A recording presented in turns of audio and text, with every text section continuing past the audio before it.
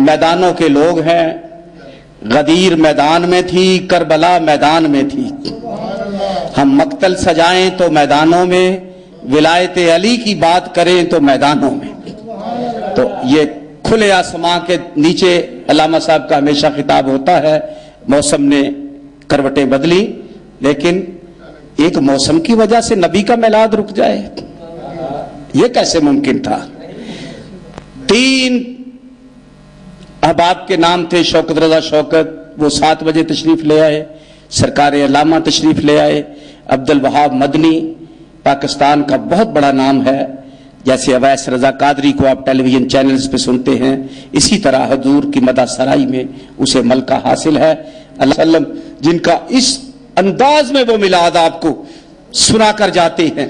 دنیا کو سیرت کا پتہ نہیں، جلسہ سیرت النبی کا، اور ساری رات جناب علی والضحیٰ کے چہرے والا، علم نشرہ کے سینے والا، یاسین کے شملے والا، نون کے ہونٹوں والا، قلم کی زبان والا، ید اللہ کے ہاتھوں والا. یہ سیرت ہے یا حسن ہے بھائی؟ سیرت ہے یا حسن ہے؟ اور ساری دائیاں بڑے بڑے گھروں کے بچے لے گئیں، اور حلیمہ کے ذمے نصیبوں میں ایک غریب آیا، ایک یتیم آیا. اور پھر نقشہ کھینچ رہے ہیں کہ حلیمہ کی سواری بڑی کمزور تھی، نحیف تھی، مریل تھی، وہ پیچھے رہ گئی.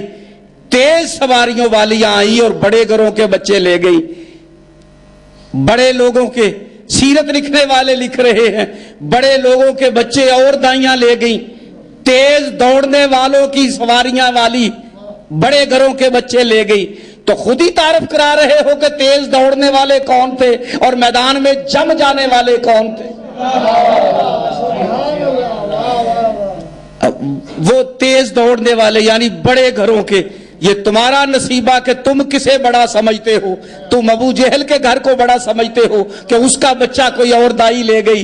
ابو لہب کو بڑا سمجھتے ہو، اس کے گھر کا بچہ کوئی اور لے گئی. ابو سفیان کو بڑا سمجھتے ہو، اس کے گھر کا کوئی بچہ اور لے گئی. آؤ تمہیں محمد کی بڑائی سکھاؤں. یہ تینوں سردار ابو لہب، ابو جہل اور ابو سفیان مل کر آتے ہیں محمد مصطفیٰ کے پاس، جس کے ایک طرف بلال بیٹھا ہے، ایک طرف سلمان بیٹھا ہے، ایک طرف صہیب رومی بیٹھا ہے، ایک طرف میسم تمار بیٹھا ہے، ایک طرف کمبر بیٹھا ہے. اور آ کر کہتے ہیں محمد تو سرداروں کی اولاد ہے، سرداروں میں اچھا لگتا ہے. ہم تیری بات سنیں گے بھی مانیں گے بھی. پہلے اپنے ارد گرد سے ان غلاموں کو اٹھا، ان غلاموں کو اٹھا. تو میرے پاک محمد نے فرمایا ابو جہل، ابو لہب، ابو سفیان 1,00,000 تجھ جیسے سردار ہوں، میں بلال کی جوتی پہ نثار کر دوں.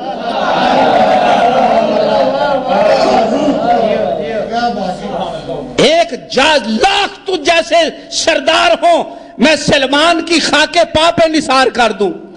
بلال کا مقابلہ کر رہے ہو تم، جسے تم نے گرم ریت پہ لٹایا، اوپر پتھر رکھ دیے، ہاتھوں میں میخیں گاڑ دی کہ محمد چھوڑ دے. اس نے نہیں چھوڑا. یہ بلال کا عرفان ہے. یہ محمد کو کیسے چھوڑ دیتا؟ یہ تمہارے بنائے ہوئے بتوں کو کیسے پوج لیتا؟ اس میں تو محمد میں خدا نظر آ رہا تھا. ایک ہی مصطفیٰ ہے جس نے جلوہ خدائی دکھایا ہے، یا میرا مولا حسین ہے جس نے اپنے ساتھیوں کو خدا کا دیدار کرایا. اور یہی وجہ ہے کہ میرے مولا حسین علیہ السلام نے ایسے نہیں پیغمبر نے فرمایا تھا حسین و منی وانا من الحسین. یعنی احد میں، بدر میں محمد بلاتے ہیں، آتا کوئی نہیں. حسین فرماتے ہیں جیسے اصحاب مجھے ملے ہیں کسی نبی کو نہیں ملے. وہ بلاتے تھے، آتے نہیں تھے. میں چراغ بجھاتا ہوں، جاتے نہیں ہیں. اور خوبصورت جملہ ایک نظم کا شوکت رضا شوکت نے لکھا ہے. میں اس کے آنے سے پہلے اسی کی نظر کر رہا ہوں کہ جب مشکل بن جائے، پتہ لگ جائے کہ اب صرف موت ہے، کوئی راستہ نہیں رہا، ہم گر گئے ہیں، تو انسان کوشش کرتا ہے آنکھ بچا کے کہیں نہ کہیں نکل جائے. انسان تدبیریں ڈھونڈتا ہے کہ جس کے لیے آئے ہیں اس کی آنکھ ادھر ادھر ہو تو نکل جائے۔ حسین نیتیں جانتا ہے کہ کل کو لوگ کہیں گے کہ اگر حسین موقع دیتا تو لوگ چلے جاتے۔ میرے مولا نے فرمایا میں حق بیعت اٹھا رہا ہوں، اس کو صرف میری جان درکار ہے، یزید کو چلے جاؤ۔ پھر فرمایا میرے نانا کی شرمندگی سے نہیں جا رہے، نانا کی شفاعت کا بھی میں ضامن ہوں، حوض کوثر پہ کوثر بھی پلواؤں گا اپنے والد سے، اور تمہاری جنت کا بھی میں ضامن ہوں، بشارت دے رہا ہوں، جو جانا چاہتا ہے چلا جائے۔ کوئی نہیں جا رہا۔ پھر فرمایا میں چراغ بجاتا ہوں، چلے جائیں۔ چراغ بجائے، پھر نہیں گئے۔ اور شوکت رضا شوکت نے منظر کھینچا ہے، کہتے ہیں کہ فرش نشیں تھے، عرش الا دیکھ لیا تھا۔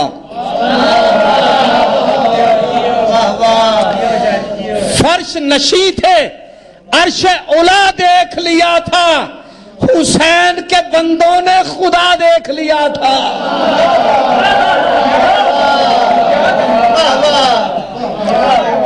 فرش نشیں تھے، عرش اولا دیکھ لیا تھا۔ مصطفیٰ دیکھے تو سات آسمانوں کی سیر کر کے، حسین کے غلام دیکھے تو کربلا میں بیٹھ کر، زمین پر بیٹھ کر فرش نشیں تھے، عرش اولا دیکھ لیا تھا، شبیر کے بندوں نے خدا دیکھ لیا تھا۔ اب وہ کیسے جا سکتے تھے چھوڑ کر؟ اب وہ کیسے نکل سکتے تھے؟ اور اسی کو علامہ اقبال نے کہا کہ اگر دنیا کو حسین کی شہادت کا راز سمجھ میں آ جاتا، کہیں کہا خودی کا سر نہاں لا الہ الا اللہ، سر راز کو کہتے، اور یہاں کہا اگر دنیا کو شہادت حسین کا راز سمجھ میں آ جاتا، جیسے جون کو سمجھ آیا تھا، جیسے قیس کو سمجھ آیا تھا، جیسے حبیب ابن مظاہر کو سمجھ آیا تھا، جیسے مسلم ابن اوسجا کو سمجھ میں آیا تھا، اور جیسے ہور کو سمجھ میں آیا تھا۔ کسی نے پوچھا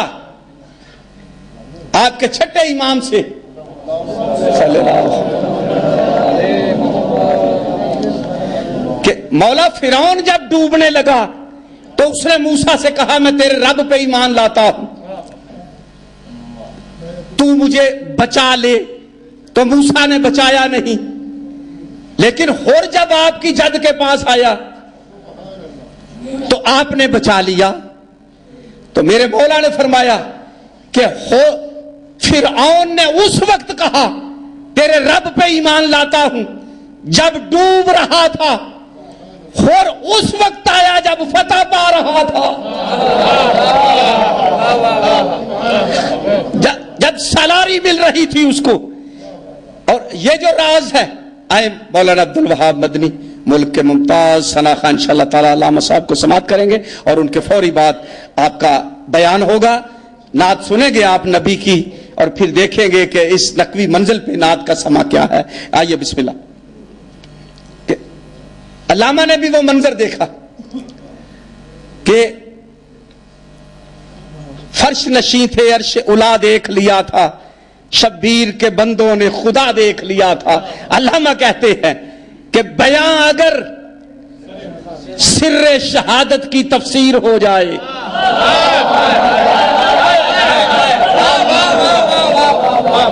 بھائی 1400 سالوں سے مفسر قرآن کی تفسیر کر رہے ہیں، کچھ نہیں ہوا۔ کتنی تفسیریں لکھی گئیں، تفسیر پہ تفسیر آ رہی ہے، تفسیر پہ تفسیر آ رہی ہے، ہر دور میں آ رہی ہے، ہر مکتب لکھ رہا ہے۔ علامہ نے کہا 14 صدیاں سے جس کا راز بیان نہیں ہوا، جس کی تفسیر نہیں لکھی گئی، اگر کوئی شہادت حسین کی تفسیر کر دے بیان اگر سر شہادت کی تفسیر ہو جائے، مسلمانوں کا کعبہ روضہ شبیر ہو جائے۔